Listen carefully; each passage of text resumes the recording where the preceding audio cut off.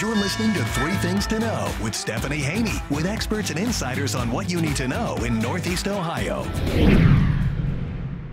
Hello there, everybody. Welcome back to the Three Things to Know podcast. I'm Stephanie Haney, and I am very excited to have you back here with me today.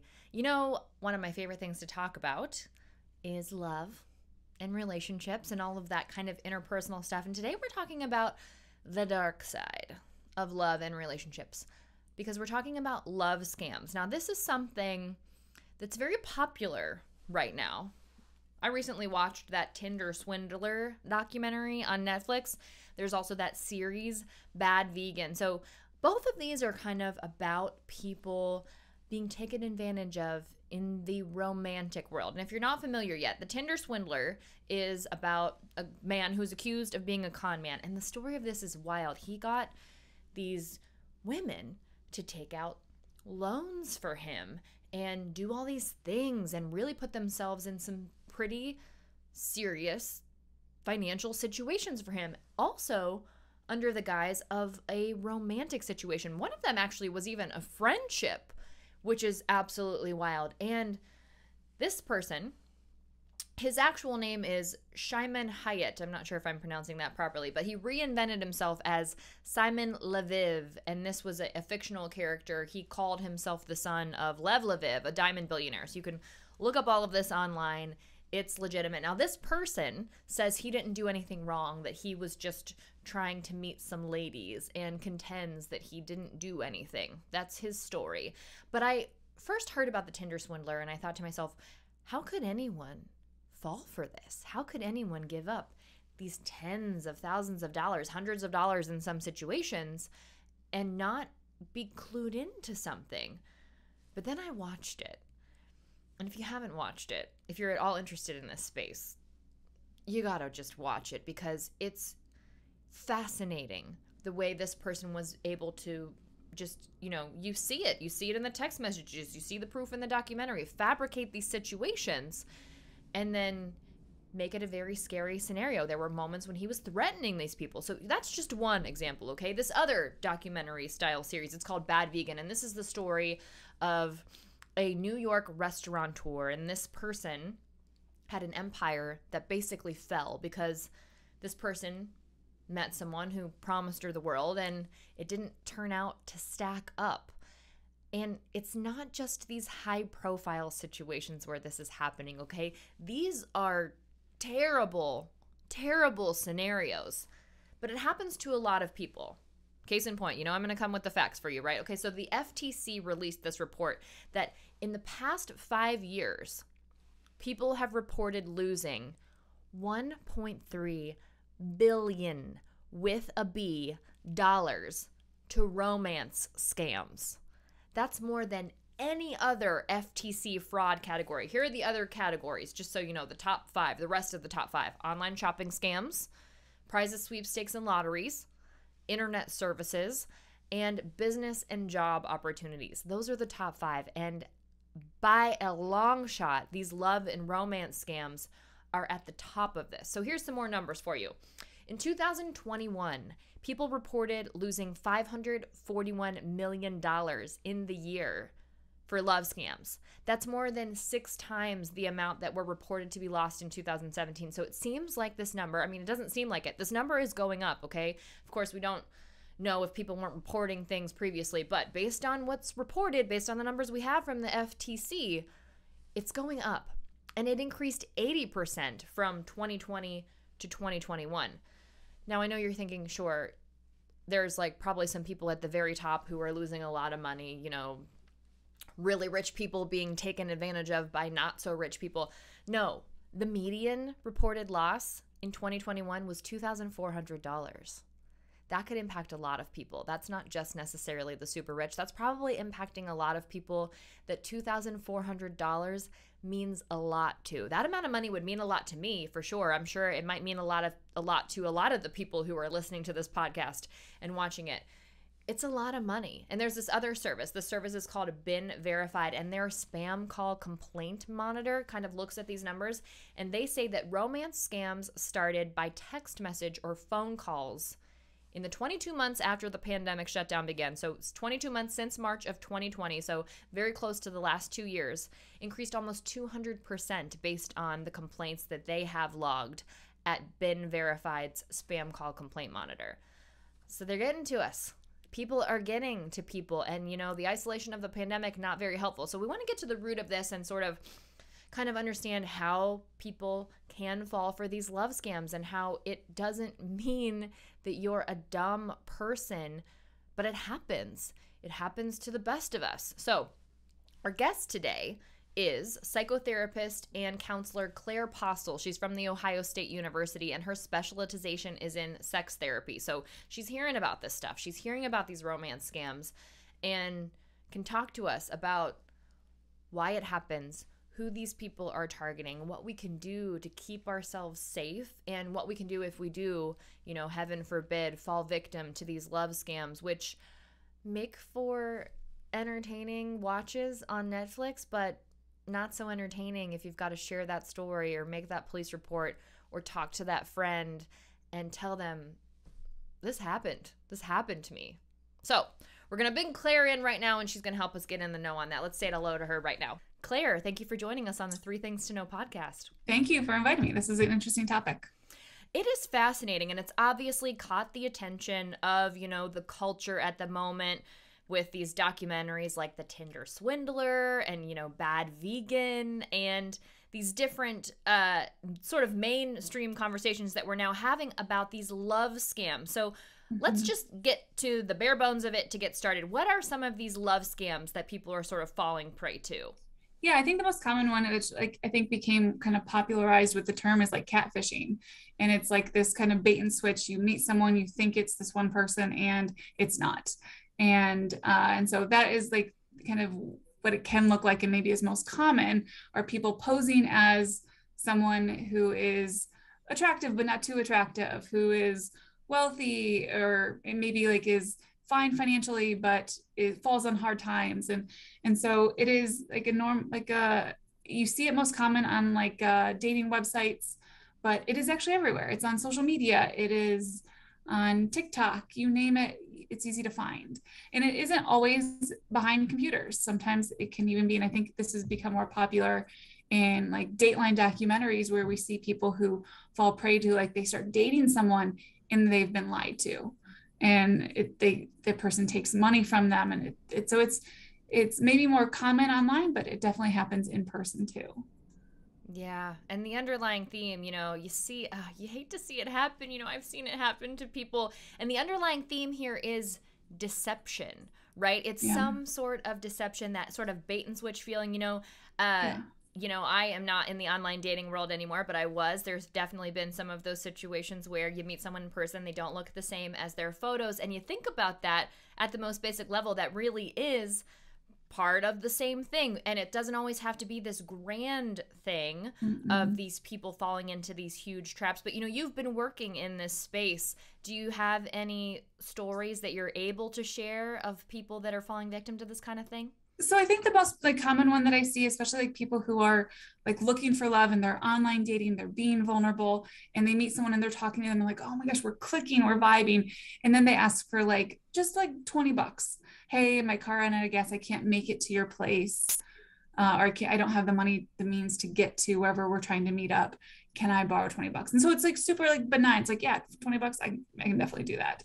But then it can escalate. And so I've heard of stories where people, even they're married or engaged to someone, and the person just leaves with everything. And so it's not, it can really run the gamut. But love does that to people. Like we get in kind of an altered state of thinking because we're so infatuated, we're so excited. It's new, the novelty is high. And so we might not be as alert or aware of signs of red flags, or we might see them and be just able to gloss over them a lot quicker.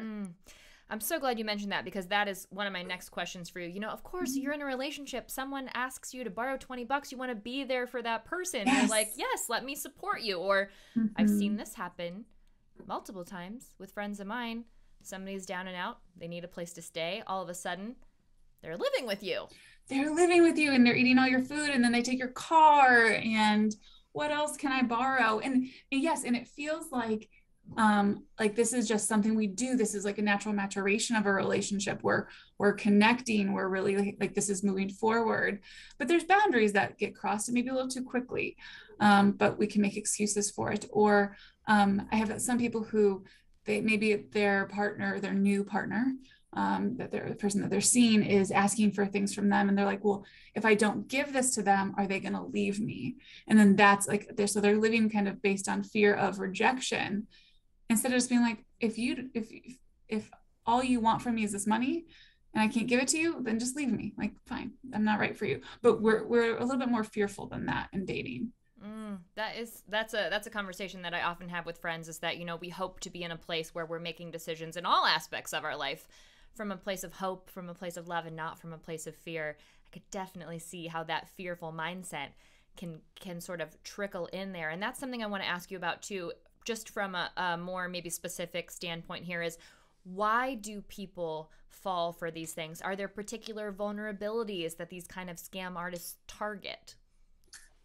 I guarantee that there are, but I think there is this misconception, and I think this makes us vulnerable by being like, that would never happen to me. We don't know.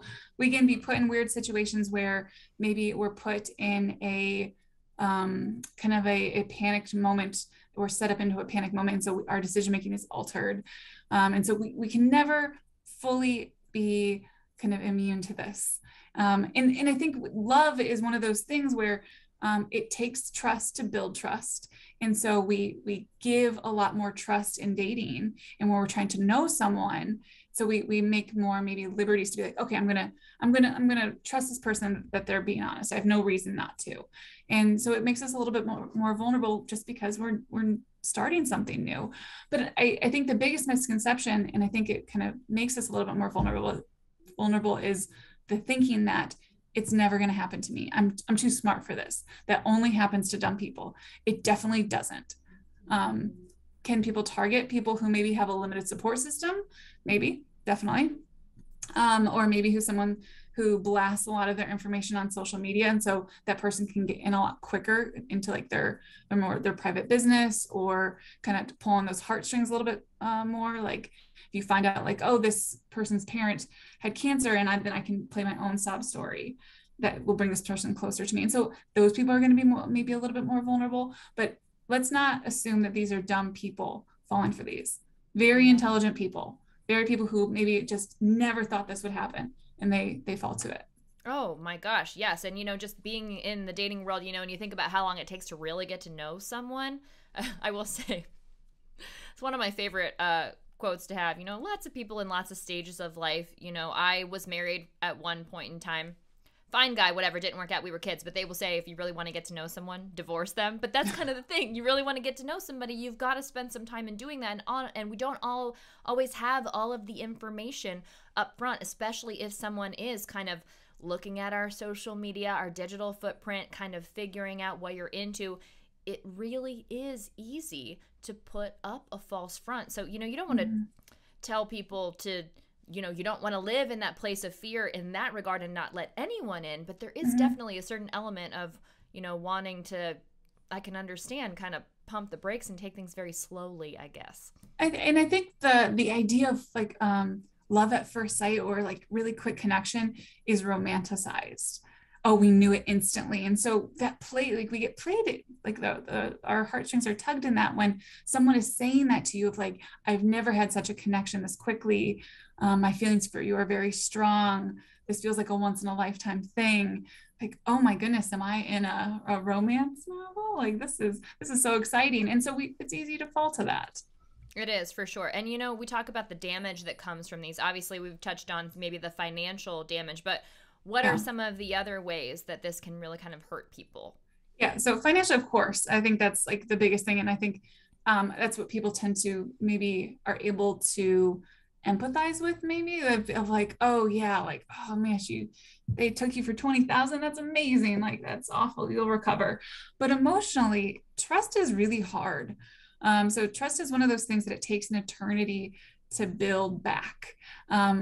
We sometimes give it to people, and we hope that they nurture it and care for it, but we don't always.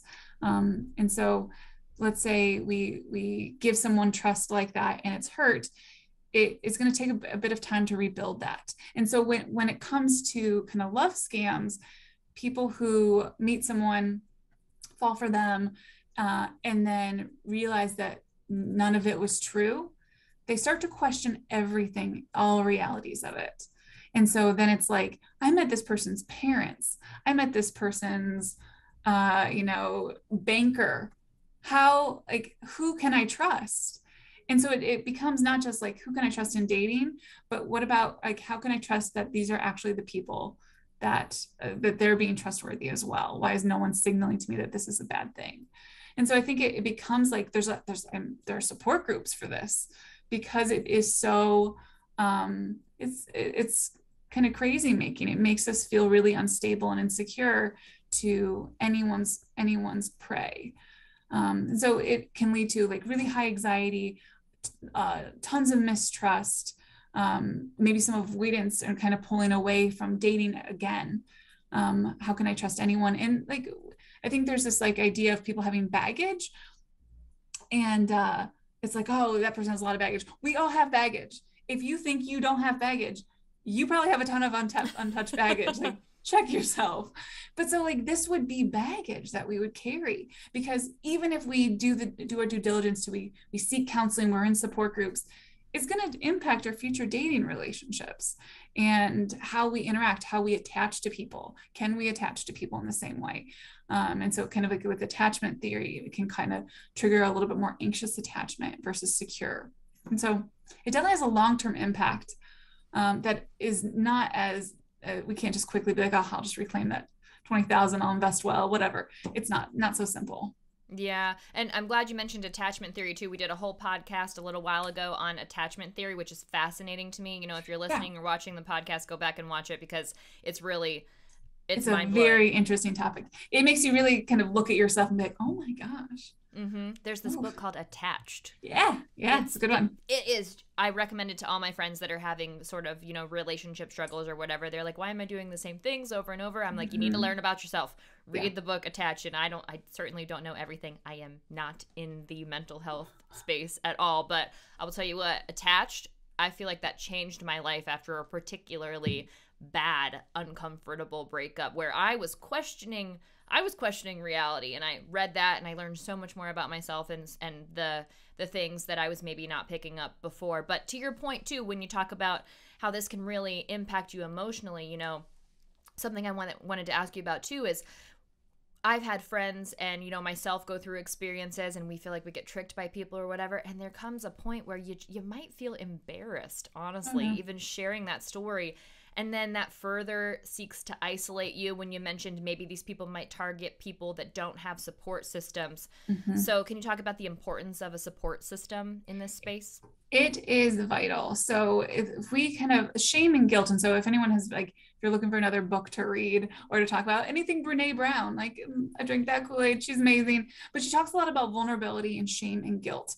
And so to be able to let people see us and to, and not necessarily in a love scam way, but to be vulnerable and say, hey, this happened to me, especially to our family members, our really good friends that we've known for a long time, and say, hey, I'm a real person and this happened to me. I think it helps, one, bring people closer to us. And so that we can be vulnerable with them. We can help build trust back. Okay, it wasn't this shame of, oh, maybe I was just stupid and that's why I fell into this. No, you're not stupid for falling into this. These people are professionals at this. They're very good. They're key manipulators who know how to do it. But being able to be vulnerable with a friend or a family member to say, hey, this happened to me. One, I think you'll get a lot of people who'll be like, oh my gosh, that's happened to me too. Or, oh, I know someone like that. And so you'll feel much more normalized. But you won't have to carry around that, this sense of, I don't want people to see that I'm flawed or imperfect, which allows us just to be ourselves. We don't have to be. So yeah, if you've ever, anything Brene Brown, I think would be a really great topic to talk about, but it talks a lot about that. Okay. Yeah. Brene Brown, everybody write that down, put it in your Amazon checking account, check your Amazon cart or whatever it's called. Whatever. Order it online. You know where to get your books. Amazing. So when we talk about what these people are doing and how these people are professionals, are there any sort of warning signs that we can watch out for to make sure that we're not, well, to at least give ourselves the best possible chance of not falling victim to kind of love scams? Yeah, the biggest one, and I think this is like, it sounds ridiculous. You're like, oh yeah, they know how to slip it in, is having someone ask for money or someone wanting to get in some sort of entanglement with you financially. And they make promises, I'll pay you back, don't worry about it. And so they're reassuring. But if you are dating someone and if you haven't not seen this person, you've not interacted with them hugely, and they start asking you for money, it is a red flag. And I think there's always like, there's this looming fear of, okay, but what if they really need it? Or what if I'm saying no and then I'm the jerk? Be the jerk. This is a boundary that we need to have with new partners, to say, hey, I need to keep myself safe. And if that's not okay with you, then I'm not okay with you. If someone cares about you enough and wants to get to know you enough, they'll be patient. They will wait. They will nurture that, and they will actually support you. And it'd be like, yes, this is a bad situation. I should not be asking you for money. I have friends. I have family. I can do what I need to do to make this work. I do not need to ask a stranger for this. And so that's the biggest one. If someone is asking you for money, or asking for you for a gift card, say no, thank you. And be very firm with it. So we got to exercise strong boundaries. That's kind of what I'm hearing, just in general. And boundaries are awful. They're good. They're very good, but they're painful. And so we say it really off the cuff of like, oh, just set a boundary with this person. Very, very painful. Because the second we set a boundary, people tend to, they react to it. So even in like good, healthy relationships where maybe you have in a family, you're like, hey, like, no, I'm not going to do this. No, I'm not going to come early to Thanksgiving anymore because I don't want to help set up. The reaction is, oh, you don't care. Like, and they get mad. And that scares us and puts us kind of in like, oh, okay, I've done something wrong. Nope. That doesn't, just because someone reacts to a boundary doesn't mean you're doing something wrong. This person just has to adjust to your boundary. Mm-hmm. And so boundaries they're hard. They're hard to do, but they're important. They are important, and they are very hard. I can attest to that for sure. Also, I just have to say, I can't think of the word entanglement anymore without thinking about the Smiths. And that's the only thing I think about when I hear the word entanglement. So when you said financial entanglement, I was like, oh, she's talking about her relationship entanglement at the Red Table Talk. Anyway, side note, always makes me think of that. If you don't know the story, Google it. It's very juicy. I will ask you, obviously, we're not perfect. Last question I want to ask you before we go here. Yeah. We're not perfect. We're going to get into these situations. These people are very tricky. As you said, they're professionals. So if we are tricked, what can we do to minimize the damage? Financially, yes, but not only that, also emotionally and, physically sometimes. So one, financially, put blocks and safeguards on your credit cards, on all your bank accounts, change accounts, do not share, disclose anything. That is going to be the best way to protect yourself financially. And then report it. If someone has stolen money from you, report it. I think people are embarrassed to call the cops, call the police. If it is happening to you, I guarantee it's happened to someone else by the same person. And so protect future people from this happening too.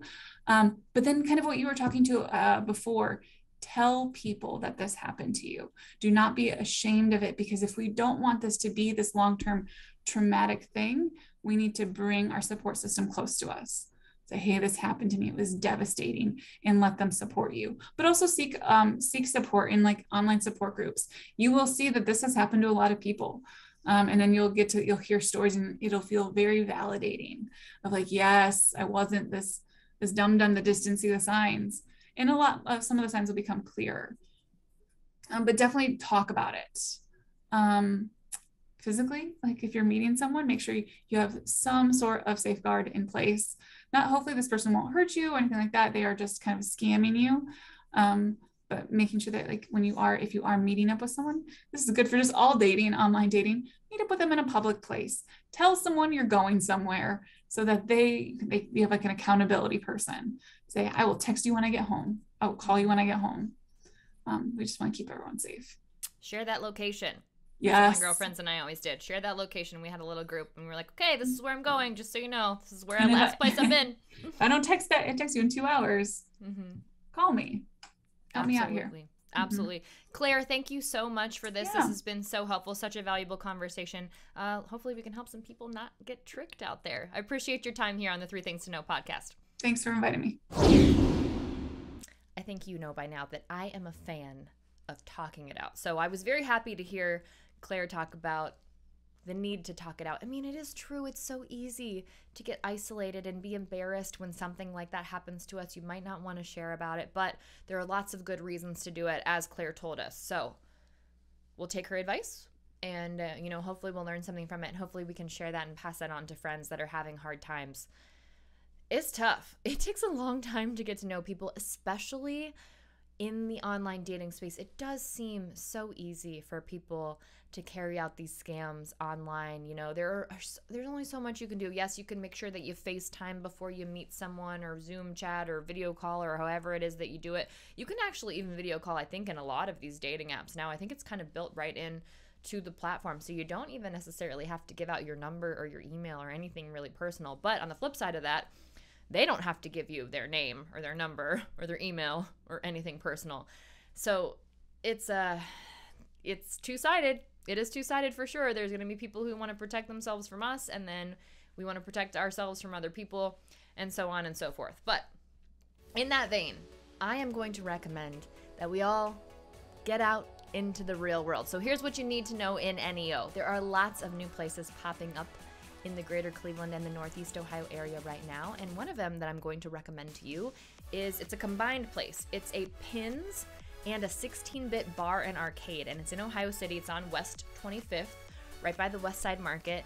And these places are super fun, you guys. Pins has duck pin bowling, and there are cocktails, and there's snacks and stuff too. And 16-bit bar and arcades, they've got those old arcade games, like Atari and Frogger and Duck Hunt and the boxing games and some of those like race car driving games. Lots of fun. These are fun places to go with your friends, maybe meet someone, or if you did connect with someone online. I'm not telling you not to do that by any means. Maybe this is a good public place to go and have that first outing, or even just go by yourself with your friends and have fun. Not everything has to be a date, of course, but this is a good spot across the board. A lot of fun. I have been to Pins and 16-bit bar and arcade, and I will tell you, it is some good throwback fun. So that's what you need to know in NEO. And that brings me to a good follow. So another neighborhood, this neighborhood is near and dear to my heart. I'm a little bit partial because I lived in the Warehouse District when I first moved back here to Cleveland, and the Flats East Bank is right there. So I'm going to recommend that you follow Flats East on Instagram. And you might be thinking, that's obvious. Why should I just follow a neighborhood? It's not obvious because there's an imposter account. The imposter account is Flats East Bank, and that is not the account. You'll quickly see that it's not the account because there's no profile photo, there's no post, it's got like 31 followers or whatever. So the account to follow is Flats East, and that will keep you up to speed on all of the things that are coming into that neighborhood. And the reason I specifically mentioned the Flats East Bank is because there is a ton of new stuff there. There's a brand new development that just went up on the waterfront, a ton of cool spaces there. So I am confident if you check that out, you're gonna find a place that fits your vibe, because there's a lot of different things going on in the Flats. I'm telling you all, the Flats in Cleveland is where it's at right now. It's a revitalization, and it's really a cool thing to see. Lots of good stuff going on there. So check that out, Flats East on Instagram. And if you are out and about in the Flats East Bank, you can also hashtag Flats East for a repost. That might be a good idea if you are trying to connect with someone that hangs out in that neighborhood. Maybe you can discover each other's posts, strike up a conversation, a real one, not based on somebody, scouring your social media looking for clues and tips and things like that. So that is a good follow for you. I highly recommend it.